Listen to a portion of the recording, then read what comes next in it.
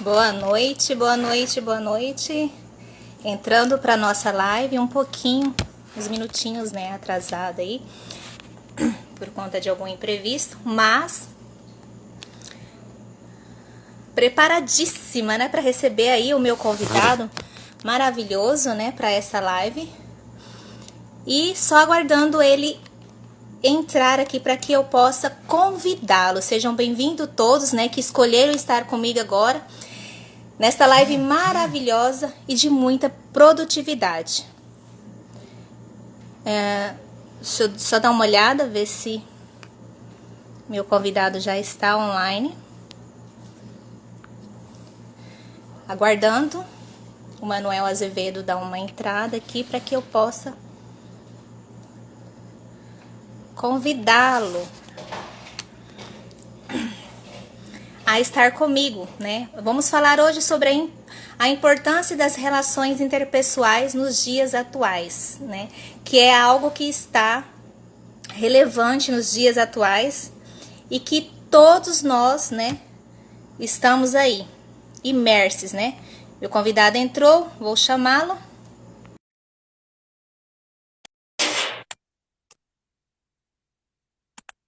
Então, vamos ver, tô aguardando. Boa noite, tudo bem? Boa noite, doutora, tudo bem?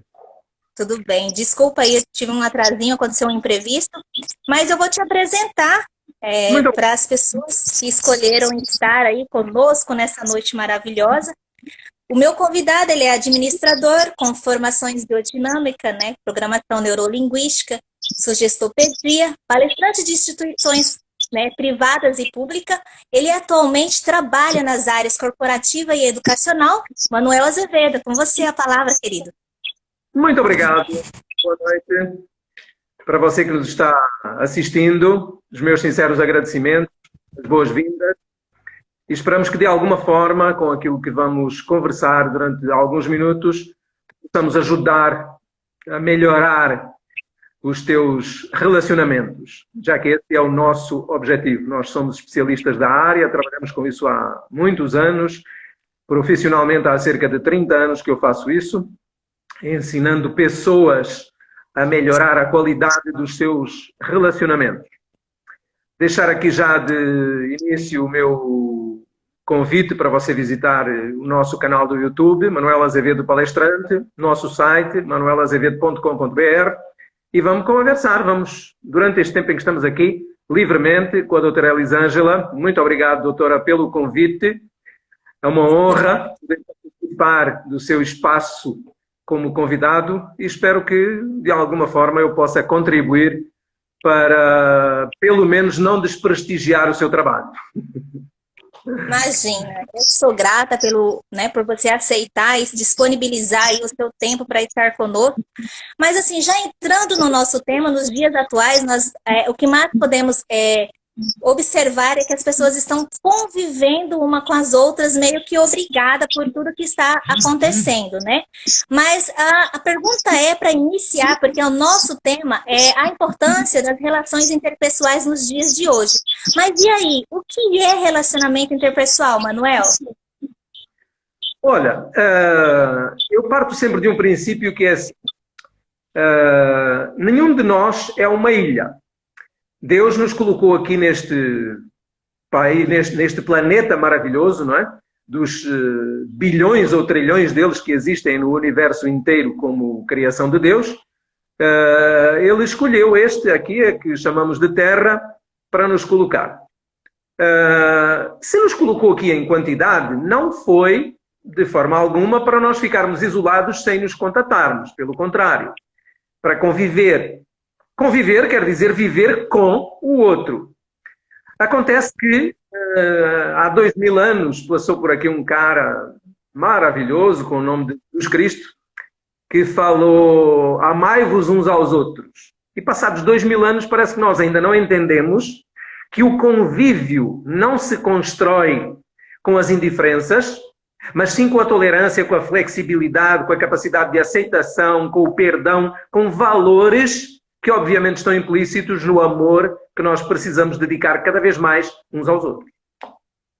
Sim, e assim, essa relação, esse relacionamento interpessoal, nos dias atuais, nós podemos ver que ele se estende não só para a nossa família, né, mas no trabalho, no ciclo religioso, né, é uma relação social mesmo, né?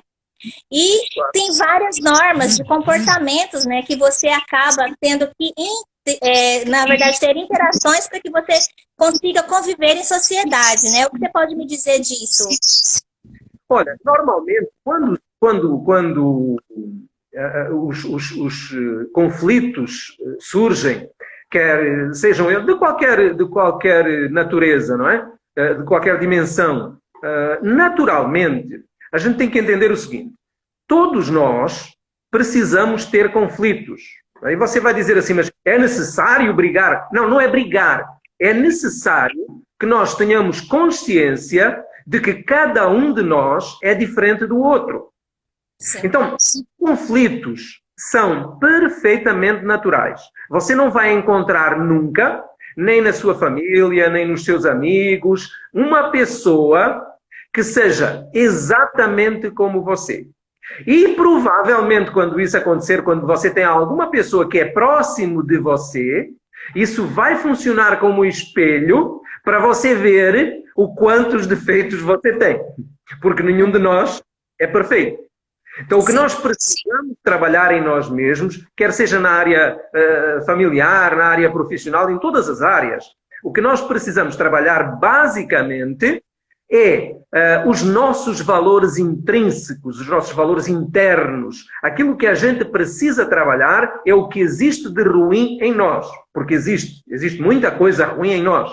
Eu acredito que o grande objetivo de Deus, quando nos coloca para passar por aqui, é fazer com que tomemos consciência durante o percurso em que estamos aqui, de que é necessário, quando voltarmos para casa, irmos melhor. Ou seja, a gente precisa evoluir.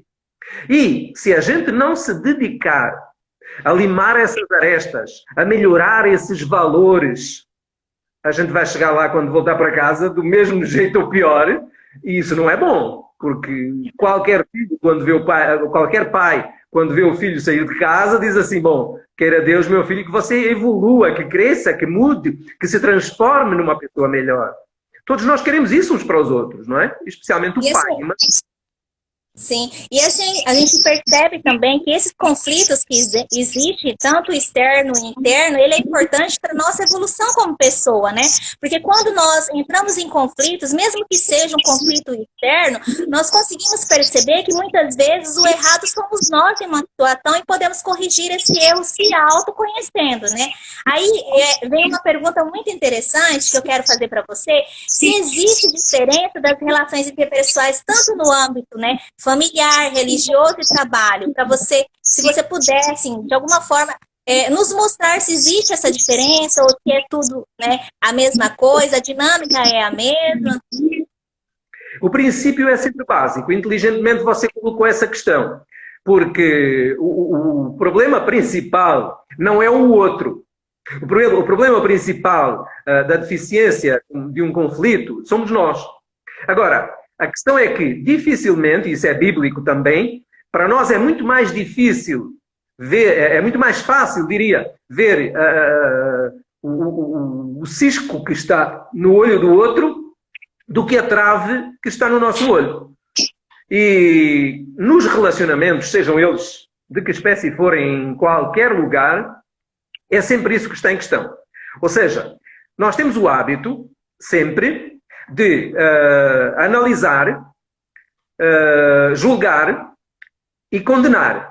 Mas o outro, nunca a nós. O trabalho que é necessário ser feito não é no outro. Não é o outro que tem que mudar. Somos nós quem tem que mudar. E isso é uma questão que é basicamente cultural. Ou seja, você tem que fazer em casa, tem que se servir da família, por exemplo, como um laboratório de experiências. Eu faço isso na minha casa. De vez em quando eu paro todo mundo e digo assim, vamos sentar aqui à volta da mesa e vamos conversar. Por quê, pai? Houve algum problema? Não, não tem problema nenhum. Mas a gente precisa afiar o machado, não é? Você já ouviu aquela história do lenhador, não é? A gente precisa afiar o machado. O que é afiar o machado para continuar derrubando a árvore? No nosso caso e na nossa linguagem, nos equalizarmos, é conversarmos todos, é colocar em cima da mesa as nossas dificuldades de relacionamento, os nossos problemas, o nosso dia-a-dia, aquilo que eventualmente surge, e surge muita coisa, que nos pode afastar. A gente periodicamente conversar sobre isso e não permitir que nenhum elo dessa corrente se quebre e que nos venha a afastar a uma distância que fique mais difícil que nos aproximemos depois disso. Então a gente tem que conversar. O diálogo é a base fundamental para você evitar qualquer tipo de conflito, para você estar sempre antenado, ligado, equalizado com valores, comportamentos, tudo o que se relaciona com você à sua volta nas pessoas com quem você convive. Então, assim, eu sempre digo às pessoas, né, que não existe o certo e nem o errado de uma situação, né?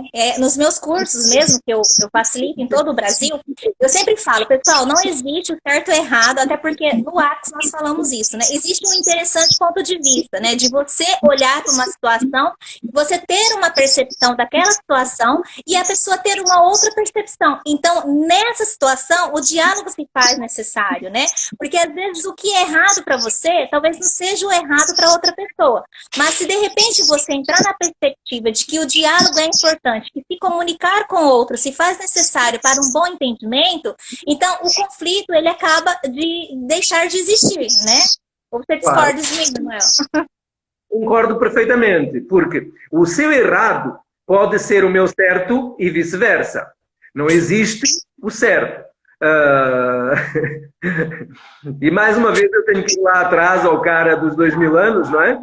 Que falou, conhecereis a verdade e a verdade vos libertará. E nós estamos à procura dessa verdade.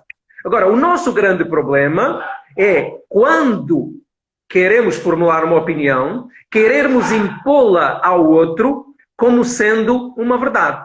Quando na realidade é apenas a nossa verdade. Porque se você tiver discernimento, inteligência suficiente para fazer uma retrospectiva à sua vida, você vai ver que ao longo da sua caminhada, você já encontrou muitas verdades que posteriormente verificou que não eram tão verdades assim. Então todos nós devemos logicamente entender que ainda não chegamos aí. Ou seja, nós ainda não conhecemos a verdade. Então só é possível ter mais informações para basear uma opinião, digamos, ainda não conscientemente avalizada como verdade, mas pelo menos mais próxima de uma realidade comum, quando nós temos mais informação. E mais informação em termos de relacionamento humano é a opinião do outro e do outro. Quando nós ouvimos várias pessoas, ampliamos os nossos horizontes e muitas vezes precisamos de grandeza e humildade para isso, logicamente, mas muitas vezes chegamos à verdade. Eu faço isso muitas vezes. Chego à conclusão de que a minha verdade era mentira. É que, na verdade, quando você coloca-se numa situação de que já sabe, né, que a sua verdade é absoluta, é única, né, você entra na defensiva. Então, você entra no ataque, né? Então, é mais fácil você atacar o outro como defesa, né, que você tem de uma situação, do que você ter a humildade, de repente, de olhar e se colocar no lugar do outro. Manuel, só um pouquinho, eu só vou dizer oi pro Edson, né, que o Edson, ele é psicólogo também, e ele está na nossa live, e seja bem-vindo, o Edson está falando oi para nós, né, e assim, quando você está aberto, está na permissão, eu digo na permissão, eu sempre digo para as pessoas, se coloque na permissão, né? As pessoas, elas costumam dizer, eu sou isso, eu sou aquilo, né? Então eu digo, eu estou assim, né? Eu estou psicólogo, por exemplo, eu estou psicólogo, mas eu posso ser um ser humano diferente daquele momento que eu estou sendo psicóloga, né? Então, assim, esteja na permissão e não dizer que eu sou, mas na permissão do saber, de adquirir conhecimento, né? De estar aberto a aprender. Então, quando você está na permissão, o que acontece? Você não se ofende tanto e você não precisa sair na defensiva. Que muitas vezes a pessoa, ela só está ali fazendo algo construtivo, mas você, de alguma maneira, recebe isso como algo destrutivo e sai para o ataque. Olha, nos relacionamentos, em todos os ambientes, eles têm sempre, obviamente, os conflitos, aliás, têm sempre origens, não é? Então, para haver um conflito, tem que haver uma origem. Se tem um problema, tem que haver uma origem desse problema, não é? Eu aprendi há muitos anos, quando fui monitor dos cursos Carnegie, do Instituto Americano, que me formou também como graduado carnegiano, o American Course Dale Carnegie. Ah, meu Deus. American School Dale Carnegie Course.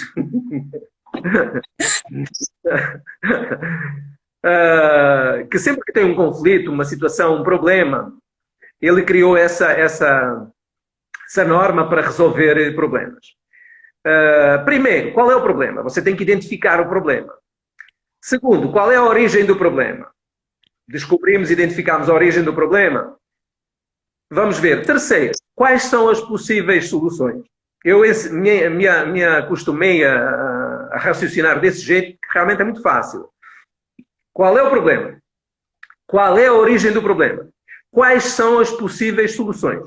Então eu escrevo numa folha de papel. Você que nos está aí assistindo, experimenta fazer, que é fantástico. Você escreve. Qual é o problema? Ok, estou com um problema. Qual é? Qual é a origem do problema? Agora, seja consciente, não é? Não escreve lá. Problema. Estou brigando com o meu irmão. Qual é a origem? Ele é chato. Aí não tem... Você já está classificando, julgando, condenando. Não é assim. Qual é o problema? Qual é a origem do problema? Qual é o problema? Briguei com o meu irmão. Qual é a origem do problema? Um desentendimento, uma incompatibilidade. Ok? Uma incompatibilidade. Quais são as possíveis soluções? E qual é a melhor solução? Quarto ponto, ok? Então, primeiro ponto, qual é o problema? Segundo ponto, qual é a origem do problema? Terceiro ponto, quais são as possíveis soluções? Quarto ponto, qual é a melhor solução? Então, quais são as possíveis soluções? Brigar com ele definitivamente e nunca mais falar com o meu irmão. É uma boa solução? Claro que não, mas é uma delas. Ir ao encontro dele, pedir desculpa, entender o ponto de vista dele, conversar e resolver. É uma boa solução. Você escolhe entre todas as que pode obter aquela que é melhor. Todos nós temos esse discernimento mental, intelectual, espiritual, que nos foi dado por Deus. São dons que Deus nos deu. A gente tem esse discernimento. E analisado friamente, você descobre naturalmente que essa é a melhor solução. Então, qual é a melhor solução? Ir ao encontro do meu irmão, pedir desculpa a ele, dialogar, conversar, entender o ponto de vista dele, perdoar e resolver. Então, os conflitos são problemas com solução. Também quando não tem solução é porque não é problema, porque todos os problemas têm solução. Sim, isso dá para aplicar muito, né, no âmbito de trabalho, né? Assim, que uma coisa que até que eu queria ver com você, quais são essas características e situações que marcam esses relacionamentos interpessoal? Eu fiz uns destaques aqui, como competência, transações comerciais, inimizades, conflitos e divergências, que cai muito nessa citação de exemplo que você colocou, de como trabalhar isso para que haja uma resolução, né? Por exemplo, o que se mais vê numa empresa são conflitos por divergências de opiniões, né? Uma pessoa acha uma coisa, outra pessoa acha outra coisa, e acaba se divergindo opiniões. São embates provenientes de incompatibilidades. Isso é básico, não é? Ou seja, se há um embate, há uma discórdia, se há uma discórdia que cria uma rixa, uma desavença, é porque existem pontos de vista diferentes. Eu não conheço, não tive até hoje, dos muitos cursos que ministrei por esse mundo afora, com milhares e milhares de pessoas, eu nunca ouvi alguém que me tivesse falado sobre como resolver um problema de relacionamento sem conversa, sem diálogo. Eu nunca ouvi falar disso, ok? Então isso tem que ser básico. Não é calando e indo cada um para seu lado, que a gente resolve o problema. Tudo bem que muitas vezes é necessário que você deixe esfriar um pouquinho a situação. Porque quando a discussão, o Einstein dizia assim, quando você quer resolver um problema ao mesmo nível a que o criou, você vai ter muitas dificuldades. Então a gente tem que resolver um problema a um nível diferente. Então muitas vezes o que é necessário? É sair de dentro do problema e começar olhando para ele à procura de uma solução, mas olhando para ele como se ele não fosse nosso. Não é? Imagina, você tem duas pessoas, você é uma delas, que estão em conflito. Mas você quer resolver esse problema, mas você não consegue. Por quê? Porque você tem um ponto de vista que é seu, em relação ao qual você não quer abrir mão. E isso não vai resolver o problema, porque você vai se bater, se duelar com essa pessoa, no sentido de querer fazer prevalecer o seu ponto de vista, porque você acha que tem razão. E eu sempre aconselho o seguinte, deixa disso de ter razão. A razão é algo que toda a gente gosta de ter, mas que não serve para nada. Se eu te disser é verdade, você tem razão. Agora me fala, o que você vai fazer com ela? Nada. Porque a razão não serve para nada. Então, se razão é uma coisa que toda a gente gosta de ter, porque as pessoas brigam pela razão, se matam pela razão. Ah, mas eu tinha razão. Pum! Que é importante para as pessoas. Agora, para você crescer, porque humildade é a maior característica, a mais importante característica de comportamento do ser humano, sem margem para dúvidas. Jesus nos ensinou isso, não é? Lavar os pés. O cara que ele sabia que eu ia dedurar ao fim de um pouco, é uma demonstração inquestionável, inequívoca de humildade. Aliás, toda a sua vida se pautou pela humildade, não é? Humildade é estar acima, não é estar abaixo. Humildade não tem nada a ver com humilhação. Ah, eu não vou pedir desculpa porque vou me humilhar. Não.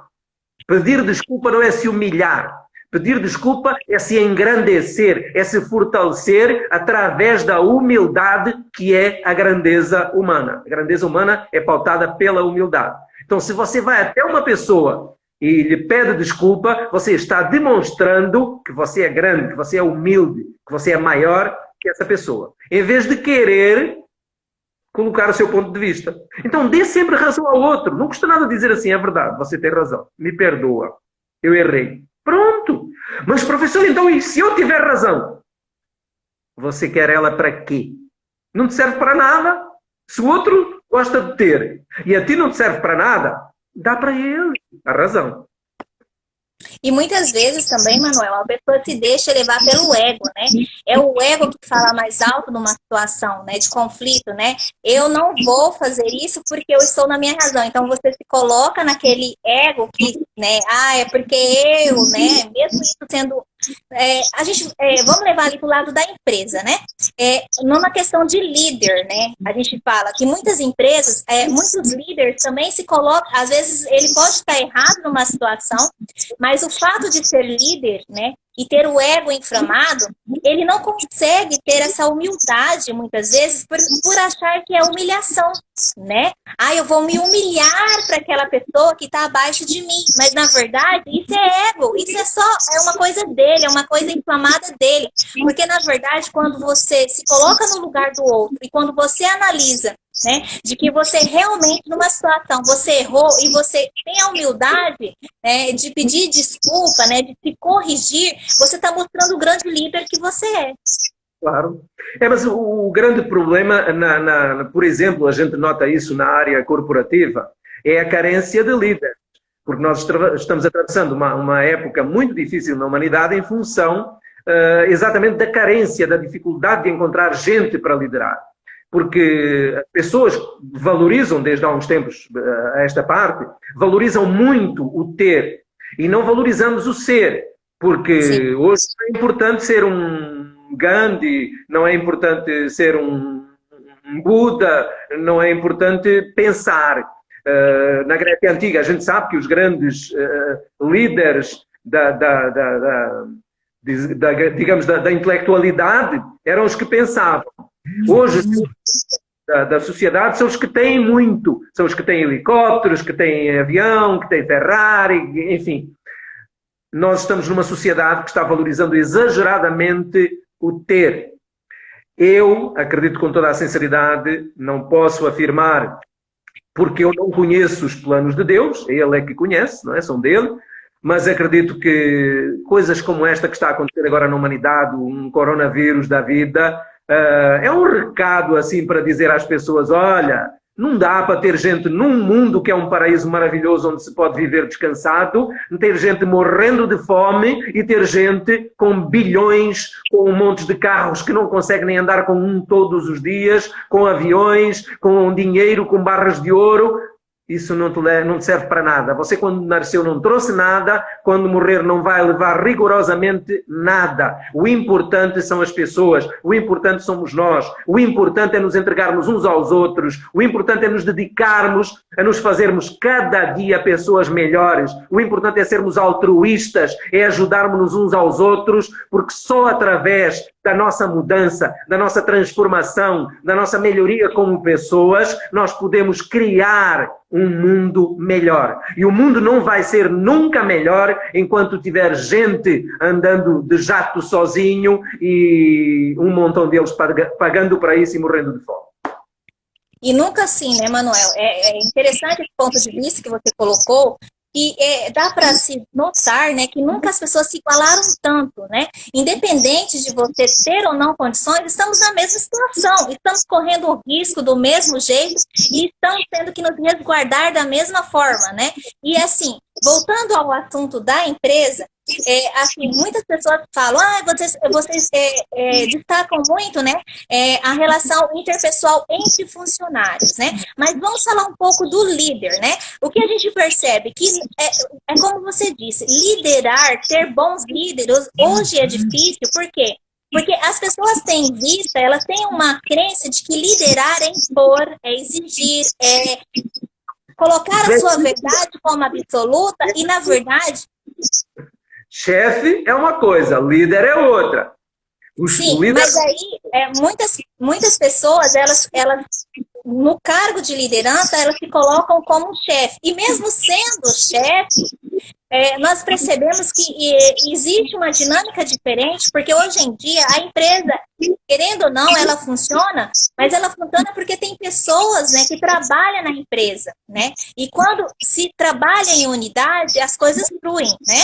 E aí o que acontece? Existe-se um autoritarismo, existe-se um ego inflamado, existe-se uma coisa de imposição, né? O que você pode me dizer sobre isso? Olha, vou-te responder para ti e para toda a gente que nos está assistindo com muita objetividade. Quando eu comecei a ministrar cursos sobre liderança, eu tinha 2 páginas da apostila para explicar o que é liderança. E hoje, a minha apostila tem só, desde há uns anos esta parte, tem só uma frase. E eu sempre que começo um curso de liderança, desafio todos os alunos a me ajudarem, a me sugerirem alguma coisa que falte nesta frase. E eu vou dizer a frase para vocês. Liderança é a arte de influenciar pessoas a fazerem com prazer o que é necessário ser feito. Repito, liderança é a arte de influenciar pessoas a fazerem com prazer o que é necessário ser feito. É tão claro quanto isso. Não existe nenhuma falta aqui nesta frase. Primeiro porque é uma arte. Logicamente que sim, não é? Influenciar, obviamente, não é mandar as pessoas fazerem. É exercer influência, exercer autoridade, não poder. Ok? O poder é eu posso, eu mando e você faz.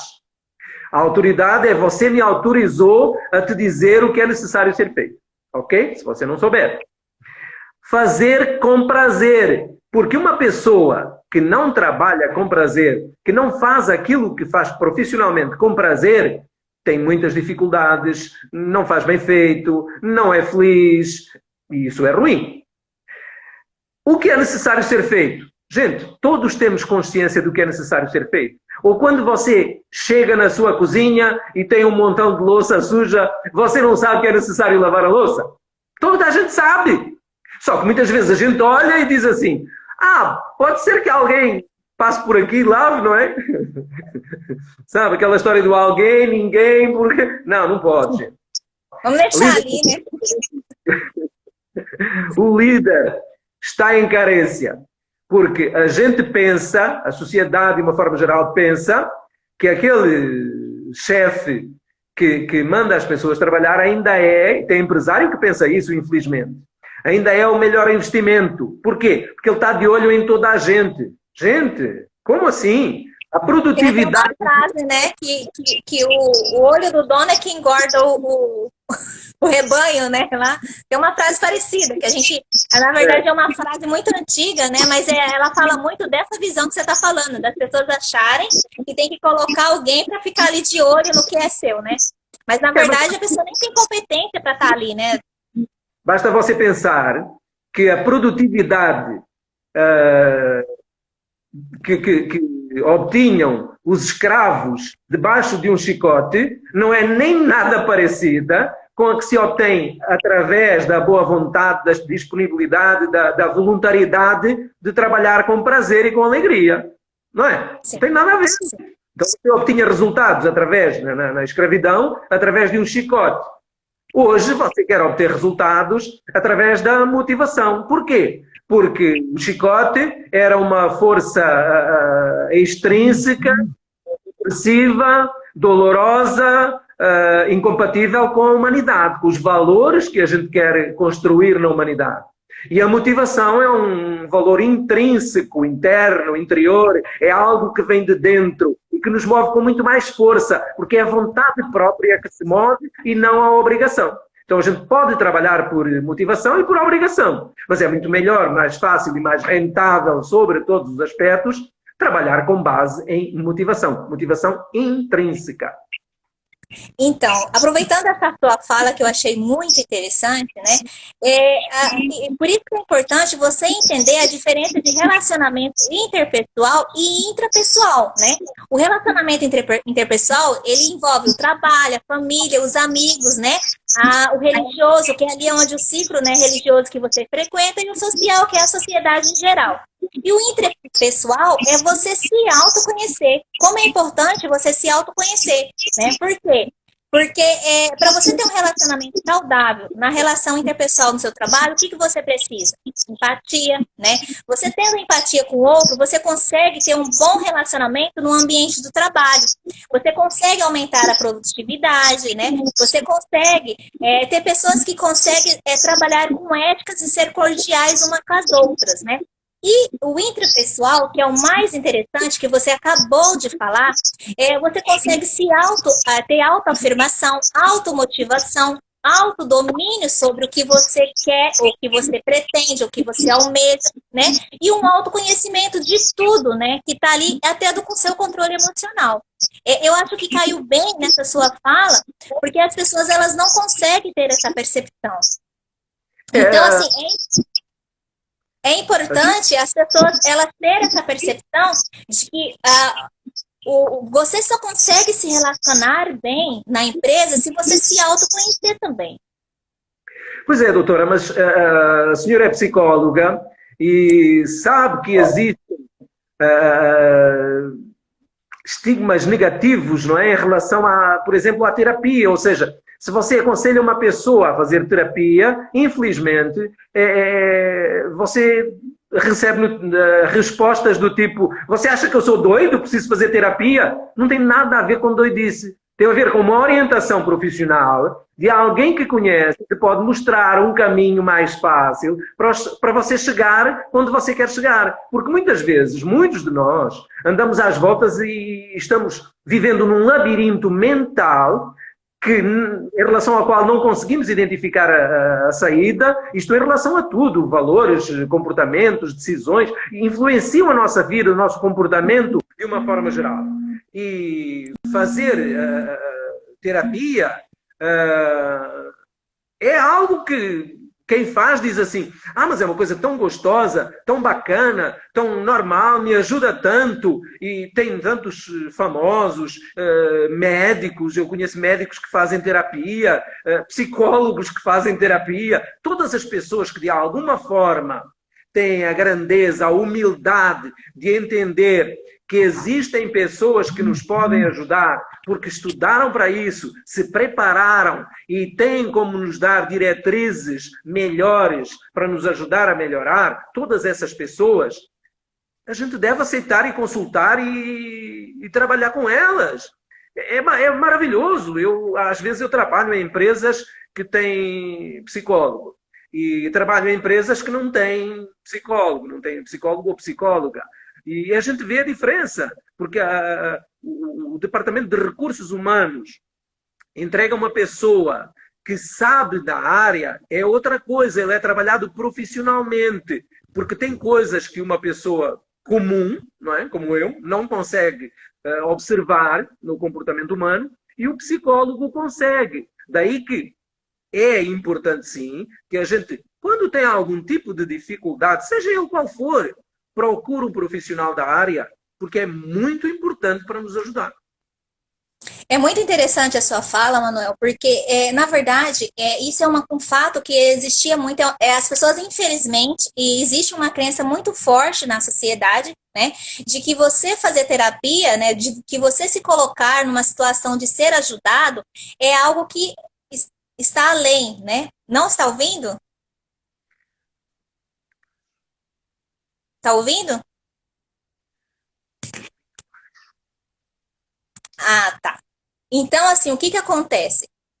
Acontece assim, hoje, atualmente, né, o que que se percebe? Se percebe-se que está mudando essa visão, né, ainda mais nos dias atuais. Eu mesmo tenho auxiliado muitos médicos, né, que estão aí nessa linha de frente, aí, muitas pessoas da área da saúde que estão nessa linha de frente aí, nessa questão que estamos vivendo atualmente, e também tenho auxiliado muitas pessoas que tinham pontos de vista relacionados à terapia, né, ao psicólogo, a nossa profissão de psicólogo nunca foi tão respeitada como está sendo agora, porque com essa situação que está acontecendo, infelizmente, as pessoas, elas estão entrando em pânico, né? Elas estão tendo crises de ansiedade, elas não estão conseguindo se adaptar a essa situação, porque elas entrou num estado, assim, que muitas pessoas, elas se veem, eu estou surtando, eu não consigo ficar em casa, e as pessoas, elas têm a humildade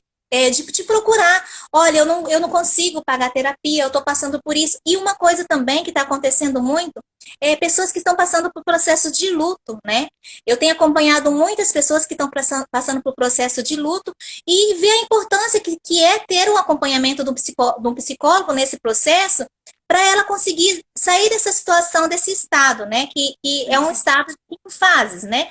Então, assim, a empresa sempre, ela teve essa questão de ter o psicólogo ali. Tem empresas que elas não conseguem ter essa percepção, infelizmente, mas tem empresa que consegue. E uma coisa que se percebe é que os próprios funcionários, por exemplo, esses dias eu estava fazendo um tema aleatório, e um caminhoneiro qualquer, uma pessoa trabalhadora, né, de uma outra cidade, perguntando que dia que eu ia fazer um curso, fazer uma palestra para os caminhoneiros, porque tem muito caminhoneiro se suicidando, com depressão profunda, em situações de calamidade mesmo, assim, por conta de que vivem na estrada, muitas vezes não tem com quem conversar.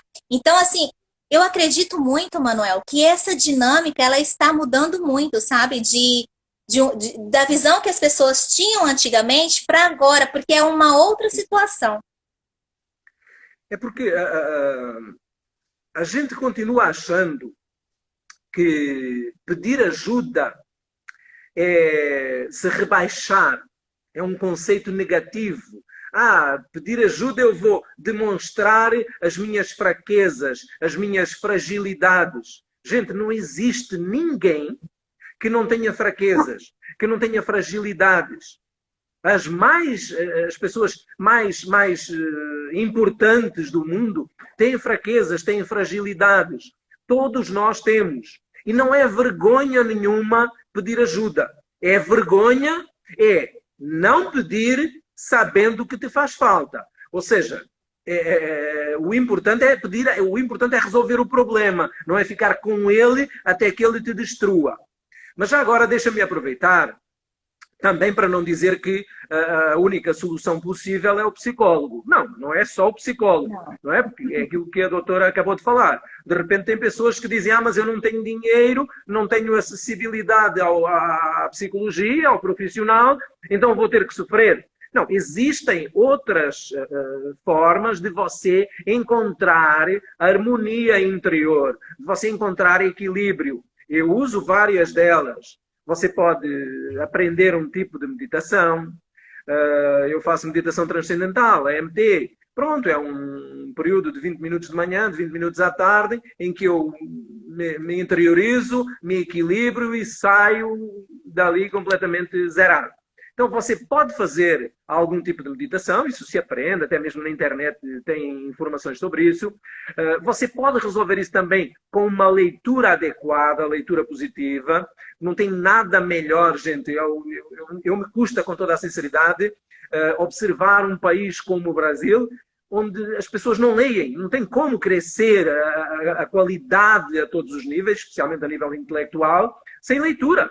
Porque eu devo tudo o que sou, tudo o que eu faço, 80% a 90% eu devo aos livros que eu leio e que não paro de ler e, obviamente, continuo querendo ler cada vez mais. Porque são eles que me fazem evoluir, que me engrandecem, que me dão um sustento intelectual. Então, leitura é fundamental. Em vez de perder tempo com bobeiras de novelas que sempre são iguais, é um tentando ferrar o outro e é um tentando chifrar o outro, e é sempre a mesma coisa. Em vez disso, um bom livro é muito melhor para te ajudar a melhorar.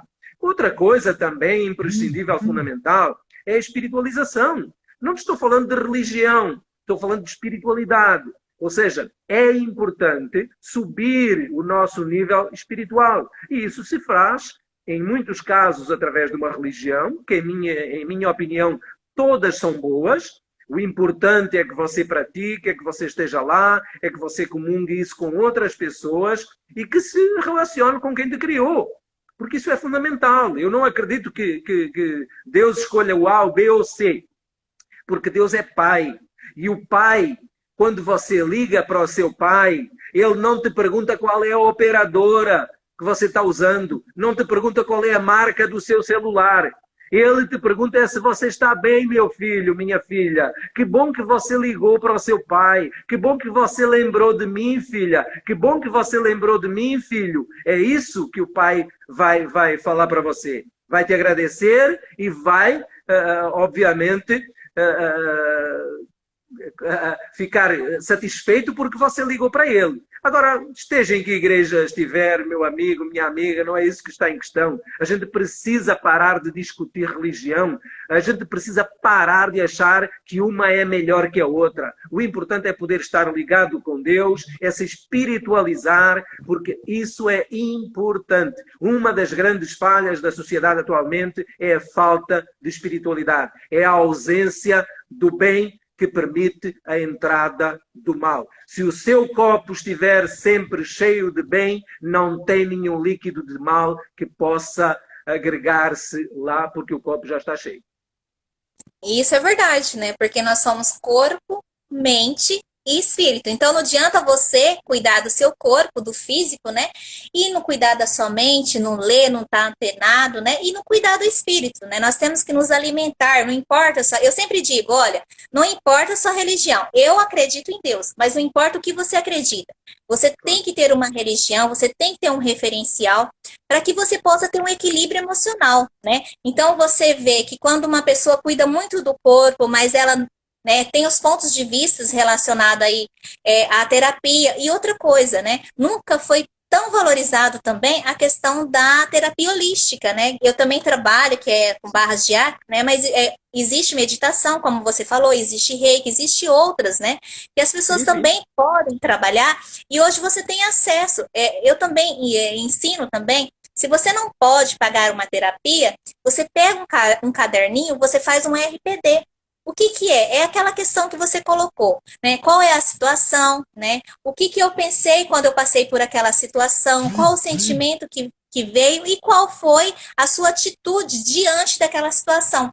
Então, assim, se você não está bem, se você consegue perceber que o seu emocional não está legal e que de repente você não tem esse dinheiro para pagar a terapia, né? Mas e que você se vê numa situação de que você precisa de ajuda, faça lá, pega um caderninho que está aí na sua casa aí que você não usa e faça lá o RPD, vai te ajudar você a passar por esse momento difícil, porque você vai, todos os dias você vai estar ali colocando as suas emoções, então você não vai reprimir o que você sente, porque quando você reprime o que você sente, isso se transforma em doenças psicossomáticas e não é legal para você. Então, essa sua fala é muito importante, porque muitas vezes as pessoas não têm essa condição, mas ela tem um acesso a uma meditação. Ler é importantíssimo, sabe? O quanto você consegue absorver conhecimentos, adquirir conhecimentos e trazer para a sua vida com uma leitura, né? Então, isso é maravilhoso. Outra coisa só que eu queria falar para nós finalizarmos a nossa... essa questão da assertividade no trabalho, né? Quais são as vantagens que traz para o profissional, no caso dele trazer essa questão para o trabalho? Não sei se você pode me dizer. Por exemplo, eu anotei aqui algumas vantagens de se trabalhar, né, as vantagens de se ter a assertividade, que ajuda a resolver confrontos, fomenta o respeito pelas outras pessoas, melhora a capacidade de negociação e aumenta a autoconfiança de um funcionário para o outro. Bom, deixa-me começar essa resposta pelo seguinte. Primeiro, para você que está assistindo, não desespera, não fica tão triste por ter dificuldades em se relacionar com outras pessoas, porque, segundo uma história que eu já ouvi contar aí, os dois primeiros irmãos, um chamava Caim e outro chamava Abel, e um matou o outro.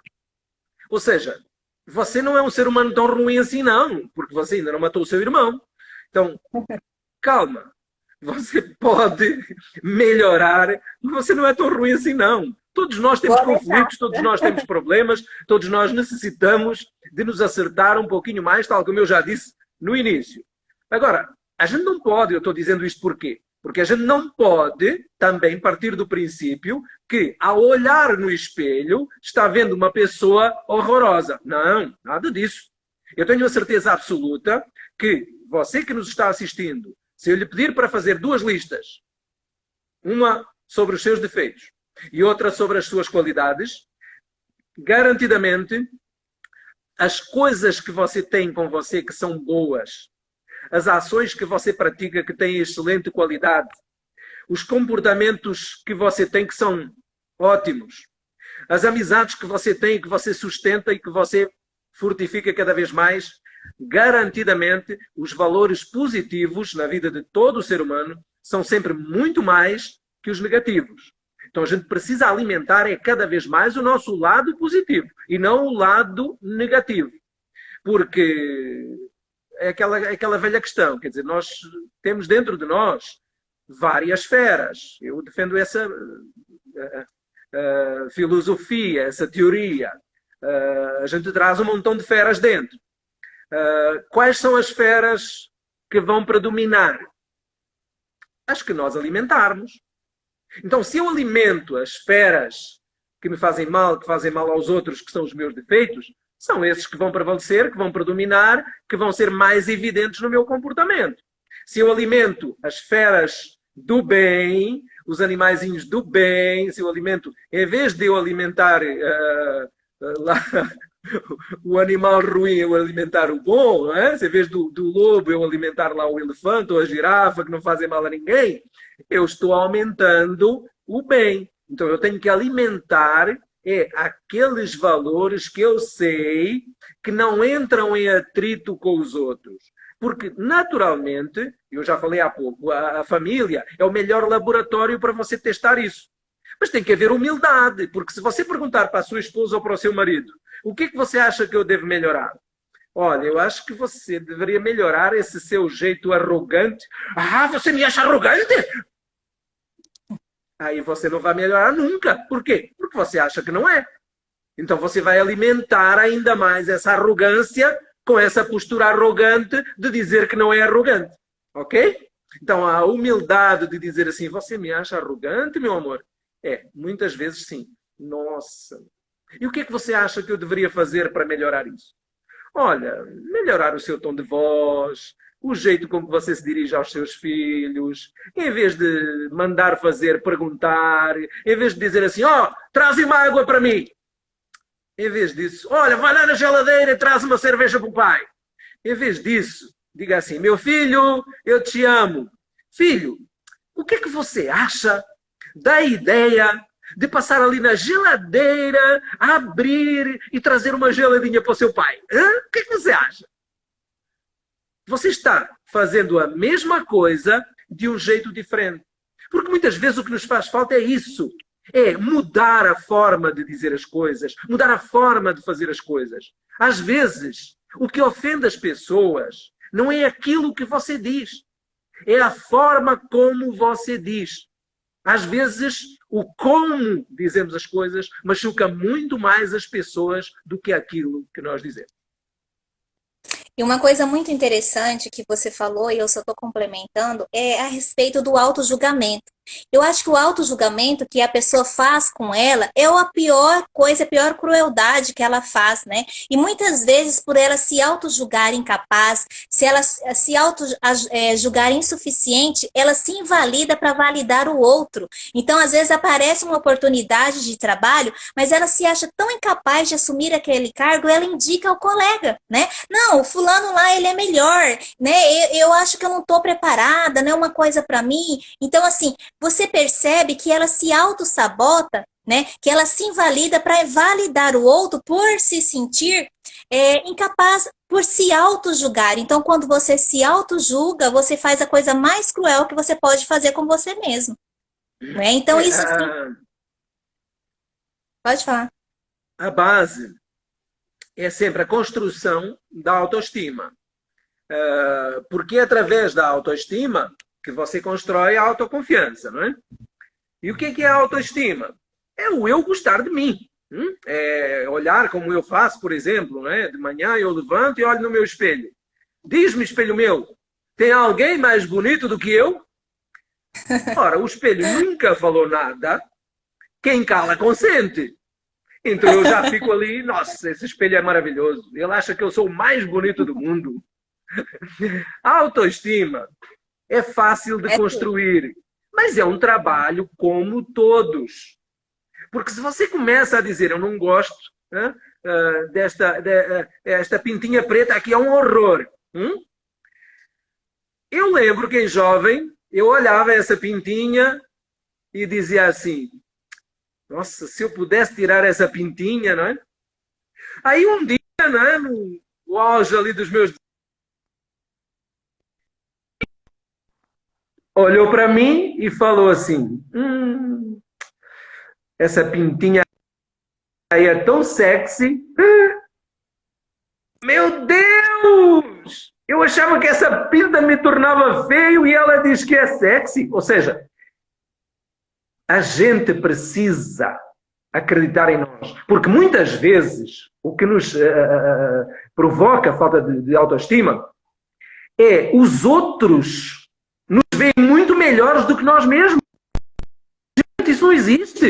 Ninguém tem que te ver melhor a ti do que você próprio. Você tem que ser a pessoa que mais se gosta, que mais gosta de você. Neste mundo não tem que haver mais ninguém. Você tem que ver melhor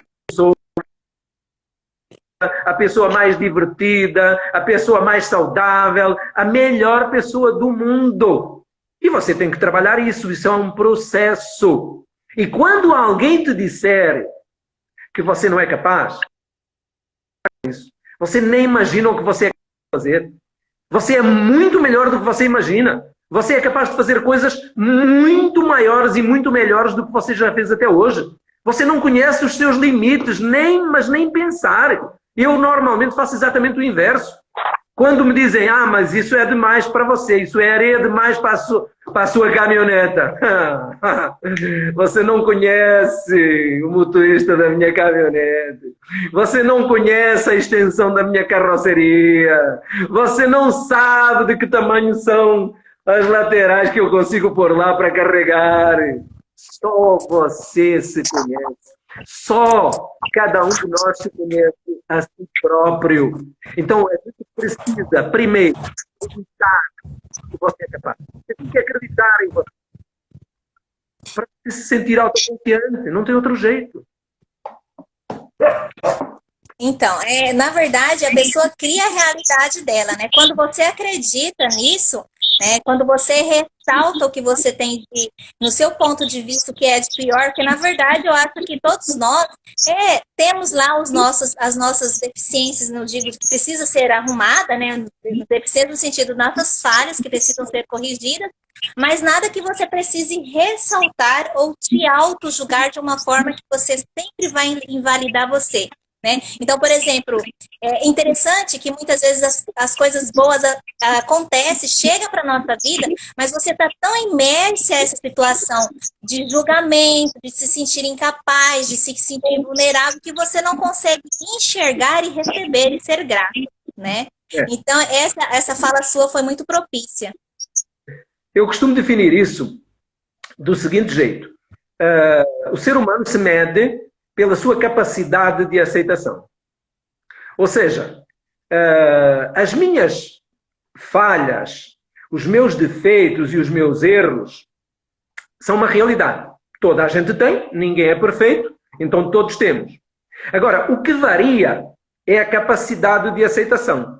Porque tem pessoas que não aceitam qualquer tipo de correção. Ou seja, se julgam já a perfeição acima de qualquer dúvida.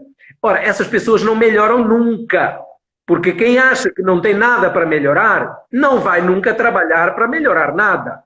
Então, a base, você sabe que é psicóloga como doutora da área, e entende muito mais que eu dessa área, você sabe que uma pessoa que não aceita que está doente, não se vai curar nunca. Porque o princípio básico para você iniciar um tratamento é aceitar que está doente, certo?